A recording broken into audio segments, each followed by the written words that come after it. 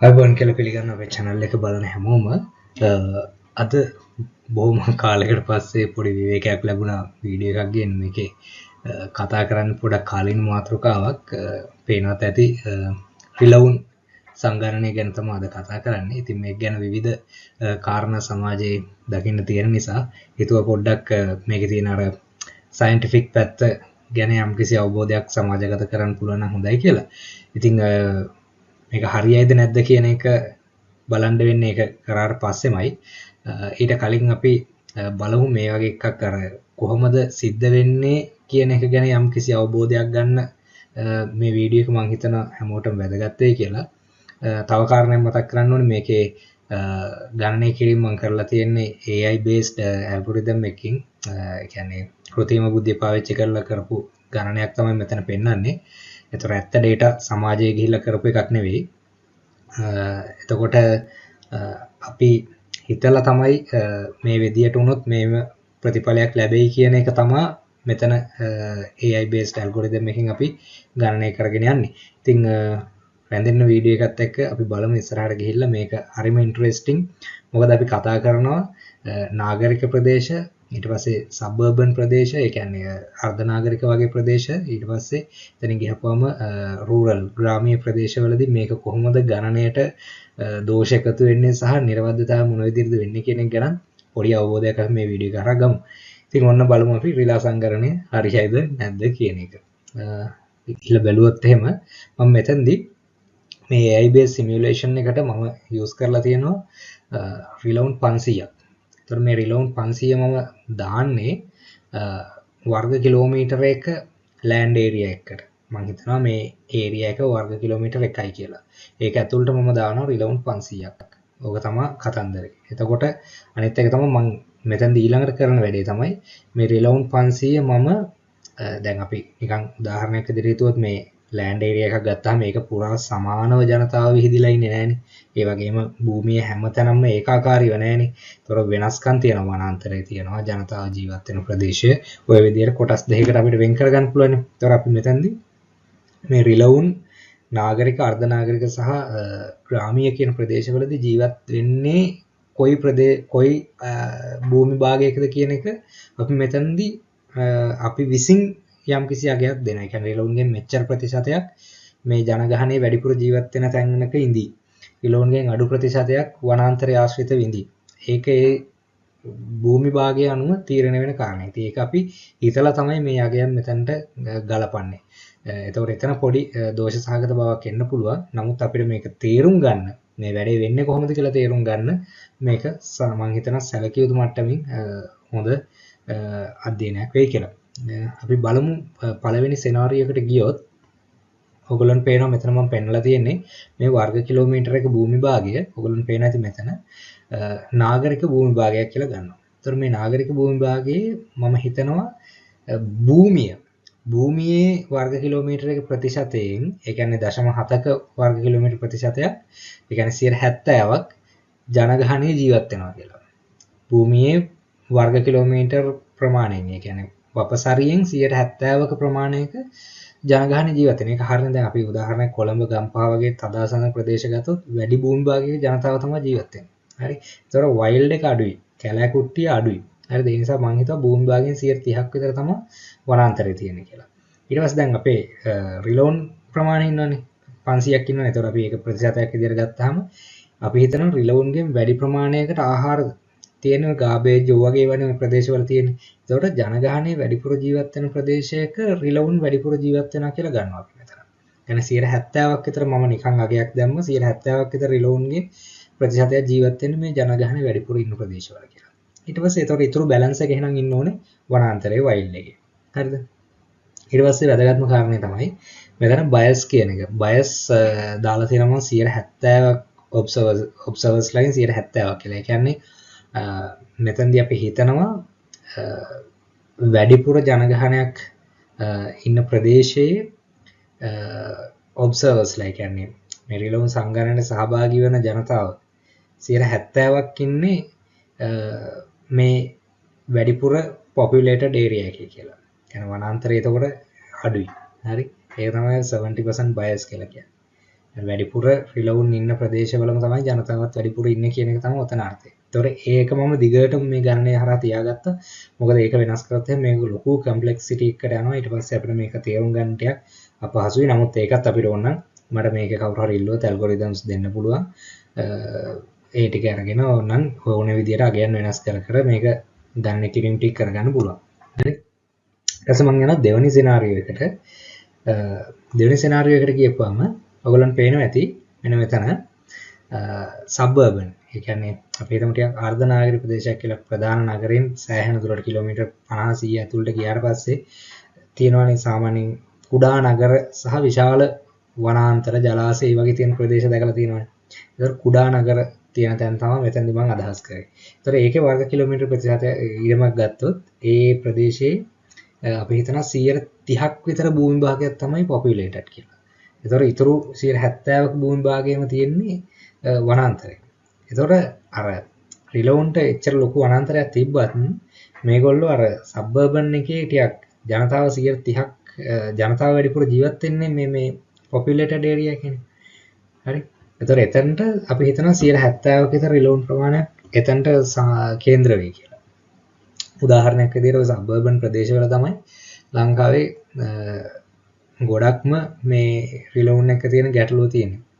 ඒගොල්ලන්ගේ අර වතු වලට කඩා පනිනවා, වතු විනාශ කරනවා, ඒ වගේ දේවල් ගොඩක් වෙන්නේ මේ පැතිවල. ඒතකොට අර ජනතාවේ සිරුණ ජනතාවකුත් ඉන්නවා. නමුත් අර වැඩිපුර ජනතාවක් කේන්ද්‍රගත වෙනවා යම්කිසි ප්‍රදේශයක. ඉතුරු ටික ඔක්කොම තියෙන්නේ එක්කෝ වනාන්තරය ඒ වගේනේ තියෙන්නේ. එතකොට අපි හිතනවා වැඩිපුර රිලවුන් ප්‍රමාණය 70ක් වගේ මේ ජනතාව ජීවත් වෙන ප්‍රදේශයේ ඉඳී කියලා. ඒතර මෙතනත් අර බයස් එක මම 70ක් තියාගත්තා. මොකද අපි හිතනවා ජනතාව ජීවත් වෙන ප්‍රදේශයේ ඇතුළෙම රිලවුන් වැඩි ප්‍රමාණයක් ඉන්නවා කියන එක තමයි එතන තියෙන්නේ. හරි. ඊට පස්සේ අපි මෙතනින් ගියොත් ඊළඟ අවස්ථාව සිනාරියෝ 3 එක. සිනාරියෝ 3 එකට එනකොට බලන්න රූරල් ඒරියා එකක්. ඒ කියන්නේ ග්‍රාමීය ප්‍රදේශයක්. ග්‍රාමීය ප්‍රදේශයක් ගත්තාම මම හිතුවා 10% තමයි ලෑන්ඩ් එකේ පොපියුලේටඩ් තියෙන ඒරියා එක. ඒක වැඩි ප්‍රතිශතයක් තියෙන්නේ වනාන්තරේ 90ක් විතර. ඒක රිලවුන්ට මේ 10%ක් විතර ජනතාව ජීවත් වෙන ප්‍රදේශය ඇතුලේ ආහාර හොයාගැනීමේ හැකියාව අඩුයි. ඒක වැඩිපුර ඒගොල්ලන්ට ආහාර තියෙන වනාන්තරේ. ඒතකොට ඒ නිසා ඒගොල්ලෝ ගොඩක් වනාන්තරයේ ඉන්න 70ක් විතර රිලවුන්. ඒතකොට 30ක් විතර රිලවුන් තමයි මේ වගේ අර කුඩා ගම්මාන ඇතුළට එන්නේ. මොකද ඒගොල්ලන්ට ගම ඇතුළට ඇවිල්ලා සර්වයිව් වෙන්න බෑ. ඒගොල්ලන්ට අවශ්‍යතාවයන් ටික සම්පූර්ණ කරන්න බැරි වෙන නිසා. ඉතින් ඕ වගේ බේස් එකක හිතලා තමයි මම මේ කවුන්ටිං එක කරන්නේ, සෙන්සස් එක කරන්නේ. එතකොට දෝෂ සහිත වෙන්න පුළුවන්. ඒ කියන්නේ එක එකනාගේ දැන් මේක බලන කෙනෙක් ඉන්න පුළුවන් මේ ඕනම ප්‍රදේශයක. ඒතොර එයා හිතන්න පුළුවන් නෑ ඕක ඊට වඩා වෙනවා. මේ එක්ක මෙච්චර එන්නේ නෑ වගේ. ඒකට ගැටෙන්න හදන්න එපා. මොකද ඒක එහෙම තමයි. ඒතකොට අර මේක ගණනය කිරීමක් නේ. ඒතකොට ගණනය කිරීමක් කරද්දී අපිට මේ වගේ අගයන් දාගෙන කරන්න වෙනවා. සැබෑ ඩේටා ටික ඉස්සරහට එනකම්. මොකද මේකෙත් ඕගොල්ලන්ට පුළුවන් අන්තිමට බලන්න මේක අපි අර හිතන්නේ නැති ඩේටා එකක් එනවා. ඒක බලමු අපි කොහොමද අන්තිමට වෙන්නේ කියලා. හරි? දැන් ওই විදිහට දාලා මේක ඇල්ගොරිතම් එක රන් කරලා ගණන් කරාට පස්සේ මේ වගේ ඩේටා එකක් තමයි එන්නේ ඉන්ෆර්මේෂන් එක. මේ වගේක් එන්නේ. මේකේ තේරුම තමයි මම මෙහෙම එකින් එක පැහැදිලි කරනවා. ලයින්ස් තුනක් පේනවනේ ඔයගොල්ලන්ට. මේ පළවෙනි ලයින් එක නිල් පාට, දෙක කොළ පාට, ඊළඟ එක රතු පාට. එතකොට මේ නිල් පාටකින් පෙන්නන්නේ urban areas වල. හරි ජනගහනය වැඩි තදහසන්න ප්‍රදේශවල දී රිලවුන් කොච්චර කවුන්ට් වෙනවද කියන එක. හරිද? ඒක තමයි ඇත්තටම ස්ටීප් ස්ලෝප් එකක් තියෙන. ඒ කියන්නේ මේකෙදි තා සීග්‍රයෙන් මේ රිලවුන් ප්‍රමාණය ගණනය කරගන්න පුළුවන්. මොකද ජනතාව වැඩිපුර ජීවත් වෙන ප්‍රදේශයේ වැඩිපුර රිලවුන් ප්‍රමාණයක් ඉන්නවා. එතකොට ඒගොල්ලන්ගේ කවුන්ට් වෙන ප්‍රමාණය වැඩි වෙනවා. මේක ඩබල් කවුන්ටින් ගන්න නැහැ කියලා අපි assume කරමු. හරිද? ඊට පස්සේ සබර්බන් ප්‍රදේශය කොළපාට ලයින් එක පැත්තට આવුත් එහෙම අර තදාසන්න ප්‍රදේශයක තරම්ම වේගයෙන් කවුන්ට් වෙන්නේ නැහැ. නමුත් සරමක වේගයෙන් කවුන්ට් වෙනවා. හරියට වඩා අඩුයි. ඒකට හේතුව තමයි අර ජනගහනය 30ක විතර ඒරියා එකක් පොපියුලේට්ලා තියෙන්නේ. එතකොට අර කවුන්ට් නොවන ප්‍රමාණයක් එනවා මේ තදාසන්න ප්‍රදේශය ඇතුලේ සහ වයිල්ඩ් එක ඇතුලේ. වනාන්තරය ඇතුලේ. මොකද වනාන්තරය ඇතුලේ ජනතාව ජීවත් වෙන ප්‍රමාණය අඩුයි. නමුත් ඒකෙනුත් යම්කිසි කවුන්ට් එකක් එනවා. නමුත් අර නාගරික ප්‍රදේශවල තරම් රිලවුන් මීටර් 50ක් ඇතුළත ඇස ගැටීම කොච්චර සිද්ධ වෙනවද කියන එක තදාසන් ප්‍රදේශයකට වඩා අඩු වෙන නිසා තමයි එතන අඩු වෙලා තියෙන්නේ. නමුත් ඒක මේ ග්‍රාමීය ප්‍රදේශයකට වඩා ඉතා වැඩි වේගයකින් කවුන්ට් කරගන්න පුළුවන් අර්ධ නාගරික ප්‍රදේශයකදී. ඒකට හේතුව තමයි වැඩිපුර රිලවුන් ප්‍රතිශතයක් මේ ජනතාව ජීවත් වෙන ප්‍රදේශයක් ඇතුළට එන නිසා. නමුත් ඒක නාගරික ප්‍රදේශයක තරම්ම නැති නිසා තමයි ওই දෙක අතරින් ওই කොළ පාට ලයින් එක යන්නේ. හරිද? එතකොට රූරල් ඒරියා එකට එනකොට බලන්න ගොඩාක් අසීරුයි මේ කවුන්ට් කරගන්න. ඔන්න ඔය වගේදී අර මුළු කවුන්ට් එක ගන්නකොට වැරදීමක් ඇත්තටම සිද්ධ වෙනවා. මේක අර community based observations වලින් මේක කවුන්ට් කරන්න යන්නේ. මේක ටෙක්නොලොජි යූස් කරන්නේ නැතුවනේ යන්නේ. එතකොට අර line transect කියලා එක ක්‍රම තියෙනවා. ඊට පස්සේ indirect measurements ගන්න ක්‍රම තියෙනවා. ඔය මේ කෝඩ් වල තියෙන ජරාව එකතු කරලා ඒ වගේ අර සයින්ස් එකතු කරලා ඒ වගේ ලොකු වැඩක් මේක. ඉතින් අර මේක සමාජය සම්බන්ධ කරගෙන කරන සරලවම වියදම අඩුවෙන්ම කරන්න පුළුවන් විදිහට යන නිසා මේක දෝෂ සහගත වෙන්න පුළුවන්. නමුත් අපිට යම්කිසි ට්‍රෙන්ඩ් එකක් සහ යම්කිසි අගයක් මේකට ගන්න පුළුවන්. ඉදිරියේදී අනිත්තර හයිටෙක් ක්‍රම යූස් කරලා විද්‍යාව මෙතඩොලොජිස් යූස් කරලා මේක හරියට කවුන්ට් කරනකම්. එතකොට බලන්න රූරල් ඒරියා එකදී වැඩේ වෙන්නේ අර කවුන්ට් වෙන රිලවුන් ප්‍රමාණය කවුන්ට් වෙනවා නම් කවුන්ට් වෙන ජනගහනය අඩු ප්‍රතිශතයක් ජීවත් වෙන ප්‍රදේශ වලින් සහ ජනගහනය අර 30ක් විතර ජනගහනය එළිය ජීවත් වෙනවා. ඒ කියන්නේ වනාන්තරය ආශ්‍රිත. මොකද දැන් අපි බයස් කරනවානේ 70% ඔබ්සර්වර්ස්ලා ඉන්නේ මේ පොපියුලේටඩ් ඒරියා එකේ කියලා. ඒතකොට අඩු ප්‍රතිශතයක් තමයි මේ එළියේ ඉන්නේ. අනිත් එක තමයි රිලවුන් 30ක් විතර තමයි මෙතනදී ග්‍රාමීය ප්‍රදේශවලදී ජනතාව ජීවත් වෙන තැන ඉන්නේ. එතකොට එතනදී පොඩි ප්‍රමාණයක් කවුන්ට් වෙන්නේ. සහ ඒ කවුන්ට් වෙන්න තියෙන chance එකත් හරි අඩුයි. ඒ කියන්නේ පොඩි ප්‍රමාණයක් ජනතාව ඉන්නේ රිලවුන් තියෙන පොඩි ප්‍රමාණයක්. ඒතකොට කොතනද මෙයාව ඇස ගැටෙන්නේ කියන එක පොඩි ගැටලුවක් වෙන නිසා අර කවුන්ට් වෙන වේගය අඩු වෙනවා සෑහෙන්න. ඒතකොට අපි බැලුවොත් එහෙම 80%ක්වත් මේ කවුන්ට් එක ඔක්කොගෙම ගන්න පුළුවන් නම් නාගරික අර්ධ නාගරික ප්‍රදේශවල ආසන්න වශයෙන්ම මේ x අක්ෂය දාලා තියෙනවා මම ඔබ්සර්වේෂන් පොයින්ට්ස්. ඔබ්සර්වේෂන් පොයින්ට් එක ගොඩක් වෙලාට පුද්ගලයෙක් වෙන්න පුළුවන්. හරි. එතකොට ඒ වගේ 200ක්වත් අඩුම ඉන්නවා නම් 80ක් කියන එක. ඒ කියන්නේ රිලවුන් 500ක් කවුන්ට් වෙන්න ඔබ්සර්වේෂන් පොයින්ට්ස් 200ක්වත් එන්න ඕනේ ඒ ප්‍රදේශවල. මේ සිමියුලේෂන් එකට. එතකොට රූරල් ඒරියා එක 80ක් වගේ රිලවුන් ප්‍රමාණයක් කවුන්ට් වෙන්න නම් ඔබ්සර්වේෂන් පොයින්ට් 270ක් විතර අවශ්‍ය වෙනවා. ඉතින් ඒක හරිම රෙයා කේස් එකක්. එතකොට ඒ වගේන් තමයි මේ පරීක්ෂණයට දෝෂ එනවා නම් එන්නේ. නමුත් ওই වගේ ට්‍රෙන්ඩ් එකක් තමයි අවසානයේ ඔයගොල්ලන්ට බලා ගන්න වෙන්නේ. හරි. ඊට පස්සේ ඔයිට වඩා හොඳ කාරණයක් ඊළඟට තියෙනවා. දැන් අපි මෙතනදි කරේ 70%ක් ඔබ්සර්වර්ස්ලා. ඒ කියන්නේ අපි හිතමු ගමක ඉන්න මිනිස්සුන්ගෙන් 70%ක්ම ජීවත් වෙනවා වන ප්‍රදේශවලදී මේ රිලවුන් හම්බ වෙනවා කියන එකනේ අපි මේ බයස් කියලා කියන්නේ. හරිද? එතකොට ඕක වෙනස් කරන්න පුළුවන්. ඒ කියන්නේ අපිට හිතන්න පුළුවන් නෑ 50කට 50ක් තමයි ජීවත් වෙන මිනිස්සු මේ රිලවුන් වැඩිපුර ජීවත් වෙන ප්‍රදේශවල. එහෙම නැත්නම් 90ක් මිනිසුන් ජීවත් වෙනවා මේ රිලවුන් වැඩිපුර ඉන්න ප්‍රදේශවල. එහෙම නැත්නම් මිනිසුන් 90ක් ජීවත් වෙන ප්‍රදේශයේ වැඩි රිලවුන් ප්‍රමාණයක් ඉන්නවා. ඔන්න ඔය වගේ අපිට අර බයස්නස් එක වෙනස් කරන්න පුළුවන්. 50 100 ඕනේ ගාගයක වෙනස් කරන්න පුළුවන්. ඉතින් මම මේක කරේ මේක 70 තියාන කරපු එක. මම ඒක කරනවා පොපියුලේටඩ් ඒරියා එක 100ට ඒ කියන්නේ වැඩිපුර ජනගහනය ජීවත් වෙන භූමි භාගයේ 50කට අඩු කරනවා. ඒ කියන්නේ පොපියුලේටඩ් ඒරියා එකේ ජනගහනය 50ක් ඉන්නවා කියලා හිතනවා. එහෙම නැත්නම් 90ක් ඉන්නවා කියලා. ඒ කියන්නේ 70ට 20ක් අඩුවෙන් සහ 20ක් වැඩියෙන්. හරි. එතකොට අපි බලමු මොකද වෙන්නේ කියලා මේ බලන්න. මෙතන දැන් මේ නිල් පාටින් පෙන්නන්නේ urban area එක 50% bias තිබ්බොත්. ඒ කියන්නේ ජනගහනය ඒකේ ඉන්න ජනතාව ප්‍රමාණය 50ක් මේ හිටියොත් එහෙම ඉන්න ප්‍රදේශයක රිලවුන් හිටියොත් ඒගොල්ලෝ කොහොමද කවුන්ට් වෙන්නේ කියන්නේ.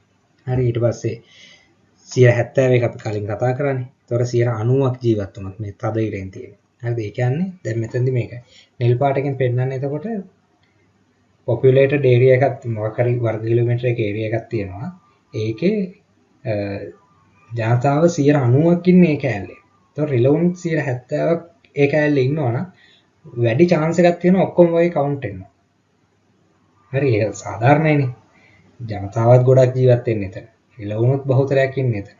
ඒතකොට මේ දෙගොල්ලෝ එකට එකට හම්බීමේ හැකියාව ගොඩක් වැඩි. ඒතකොට ඒගොල්ලෝ කවුන්ට් වීමේ හැකියාව වැඩි. ඒ නිසා ඒගොල්ලෝ වේගෙන් කවුන්ට් වෙනවා අර්බන් ඒරියාස්. ඔය කතාවම තමයි සබර්බන් ඒරියාස් වලත් තියෙන්නේ. ඒ කියන්නේ අර්ධනාගරික වගේ ප්‍රදේශවල ගත්තා. ජනතාවත් වැඩි ප්‍රමාණයක් ජීවත් වෙනවා. රිලවුනුත් වැඩි ප්‍රමාණයක් හිටන් වෙනවා. ඉතින් ওই දෙක එකට හම්බ වෙනවා. හැබැයි 90 බයස් එකේ. හරි. ඒතර 70 වෙදිත් කොහොමත් හම්බ වෙනවා. 50ට එනකොට තරමක අඩුවීමක් වෙනවා. මොකද දෙගොල්ලම මීට් අප් එක අඩු වෙන නිසා. ඒ කියන්නේ මොන ගැසීම අඩු වෙන නිසා. ඒකට chance එක චුට්ටක් අඩු වෙනවා. ඒ නිසා තමයි. නමුත් සැලකිය යුතු මට්ටමින් ඒ ටිකම අර urban semi urban කියන ප්‍රදේශවල සැලකිය යුතු මට්ටමින් ලොකු වෙනසක් වෙන්නේ නැහැ වගේ නිකන්. හරිද? දැන් නිකන් හිතන්න මෙතන කවුන්ට් එක 90ක් වගේ එන්න ඔබ්සර්වේෂන් පොයින්ට් 200ක් 250ක් අතර ප්‍රමාණයක් එනවා. හරි ඔබ්සර්වේෂන් පොයින්ට් 200ක් 250ක් අතර ප්‍රමාණය. يعني රිලෝන් 500ක් කවුන්ට් කරගන්න මිනිසුන් 200ක් විතර ඉන්න ප්‍රදේශයක අර්බන් එකක් හෝ සබර්බන් එක 90ක් විතර කවුන්ට් වෙනවා. හරිද? ඉතින් ඒක වෙන්න පුළුවන් දෙයක්. හරි. හැබැයි ඕක රූරල් ඒරියා එකකට යනකොට සෑහෙන්න වෙනස් වෙනවා. මේ බලන්න. රූරල් ඒරියා එක වැඩිපුර කවුන්ට් වෙන්නේ. හරි. දැන් මේක ගන්නකො 50% bias දැන් 70% bias එක අපි කලින් කතා කරන්නේ. කියන්නේ ජනගහනයේ 70%ක් යම්කිසි එක කුඩා ප්‍රදේශයක ජීවත් වෙනකොට. හරි. රිලවුන් 30ක විතර ප්‍රමාණයක් හම්බෙම හැකියි. ඒතකොට මෙතනදී වැඩිපුර රිලවුන් ඉන්නේ වනාන්තරේ. ඒතකොට ජනතාවගෙන් හැබැයි අපි හිතනවා 70%ක් මේ නාගරික වගේ කෑල්ලක ජීවත් වෙනවා කියලා. හරිද? නාගරික වගේ කෑල්ලක ජීවත් වෙනවා කියලා. ජනතාව. හරි. එතකොට ජනතාව වැඩි ප්‍රමාණයක් ඒ චූටි කෑල්ලක ඒ කියන්නේ ගම විශාල ප්‍රදේශයක තියෙන චූටි ගමක් මේ. හරිද? විශාල වනාන්තරයක තියෙන චූටි ගම. ඒත් මේ චූටි ගමේ තමයි 70%ක්ම ජනගහනය ඉන්නේ කියලා හිතමු. හැබැයි ගමේ ඉන්නේ රිලවුන් 30ක් විතර. හරිද? රිලවුන් 30ක් විතර. ඒ කියන්නේ අපේ තුන්වෙනි සිනාරියෝ එක. එතකොට යම්කිසි රිලවුන් ප්‍රමාණයක් කවුන්ට් වීමේ හැකියාව තියෙනවා. හැබැයි ජනගහනයේ 70%ක් මෙතන ඉන්නවා 30ක් ඉන්නේ වනාන්තරය ආශ්‍රිතව. හරිද? හැබැයි ඒ 30ට අර 70%ක රිලවුන් ප්‍රමාණය හම්බෙන්නේ නැහැ නේ. හම්බෙන්නේ හැකියාව අඩුයි. හරිද? එතකොට අපි මේ වගේ සිනාරියෝ එකක් ගත්තොත් අපි හිතන 90ක් ජනගහනය. හරි 90ක් ජනගහනයේ ජීවත් වුණොත් එහෙම අර විශාල වනාන්තර ප්‍රදේශයේ තියෙන කුඩා ගම ඇතුලේ වැඩිපුර ජනතාව ඉන්නේ ගම ඇතුලේ.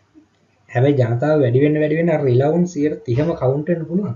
හැබැයි මිස් වෙනවා 70%කම ප්‍රමාණය. 60%ක්වත් එතනින් මිස් වෙනවා. මොකද වනාන්තරය ආශ්‍රිතව වැඩිපුර රිලවුන් ප්‍රමාණයක් ඉන්නවා. ඒගොල්ලන්ව කවුන්ට් කරන්න ජනතාව වනාන්තරේ නෑ. එහෙනම් ග්‍රාමීය ප්‍රදේශයක වගේ විශාල වනාන්තර ප්‍රදේශයක තියෙන කුඩා ගම්මානවලදී රිලවුන් කවුන්ට් එක ගන්නකොට ගම මේ වනාන්තරයේ තියෙන ගමේ ජීවත් වෙන ජනගහනය අඩු වුණොත් කියන්නේ අපි හිතමු ගමේ ජීවත් වෙන ජනගහනයෙන් 50යි එතන ඉන්නේ ඊටු 50 ඉන්නේ වනාන්තරය ආශ්‍රිතව විසිරලා නම් එතකොට අර වනාන්තරයේ ඉන්න වැඩිපුර ඉන්න රිලවුන් ප්‍රමාණය 70ක පමණ රිලවුන් ප්‍රමාණය ගණන් කර ගැනීම හැකියාව තියෙන ජනතාව ඒ වගේ තින්න නිසා එතකොට ඒකේ කවුන්ට් එකක් එනවා එතනට අන්න එහෙනම් ග්‍රාමීය ප්‍රදේශයක මම කිව්ව සිනාරියෝ 3 වගේ එකට යනකොට ජනතාවගේ විසිරීම වනාන්තරය සහ ගම අතර ජනතාවගේ විසිරීම වැඩි වුණොත් තමයි හොඳ කවුන්ට් එකක් එන්නේ. එහෙම නොවුනොත් ජනතාව අර ගම ඇතුලේ විශාල ජනතාවක් ජීවත් වෙනවා. වනාන්තරයේ මග ඇරලා තියෙන එකේ ජනතාව නැත්තම් එතන කවුන්ට් එක එන්නේ නැහැ. ඉතින් ඒකත් සරල කාරණයක්. ඒතකොට chance එක වැඩි මිස් වෙන්න රිලවුන්ගේ කවුන්ට් එක. හරිද? ඔන්න ඔය නිසා ගමකට යනකොට ওই කතන්දරේ අනිත් පැත්ත වෙනවා. නාගරික සහ අර්ධ නාගරික ප්‍රදේශ වලට සාපේක්ෂව. ඉතින් ওই විදියට ගත්තාම ඒ දෝෂයත් මේ AI සිමියුලේෂන් එකෙන් ආව වෙනවා. ඉතින් ඒ වගේ ගත්තාම මම හිතනවා මේක වඩා සාධාරණයි. ඉදිරියේදී අපිට 15 වෙනිදා 16 17 වගේ වෙනකොට මේ ටික සෙන්සස් කැල්කියුලේට් කරලා මේ වගේ රිසල්ට් එකක් දායි. මෙච්චර ප්‍රමාණයක් අපිට රිලවුන් හම්බුණා. වගේ එකක් වෙන්නයි මොන වගේද මේ ට්‍රෙන්ඩ් එක කියන එකත් ඕගොල්ලන්ට විවිධ විදියට data බලා ගන්න පුළුවන් නිසා ඒක සරලව තේරුම් ගන්න මම හිතනවා මේ වීඩියෝ එක ඔයගොල්ලන්ට ගොඩක් වැදගත් වෙයි කියලා. බොහොම ස්තුතියි අපේ channel එක බලනවට. ඉදිරියේදීත් දැනුම සම්බන්ධ වීඩියෝස් ගේන්න බලාපොරොත්තු වෙන නිසා subscribe කරලා තියාගන්න, like කරන්න, අනිත් අයට බලන්න chance එකක් දෙන්න ඕන නිසා මේක share කරන්න තමතක කරන්න. ඒ වගේම බොහොම ස්තුතියි.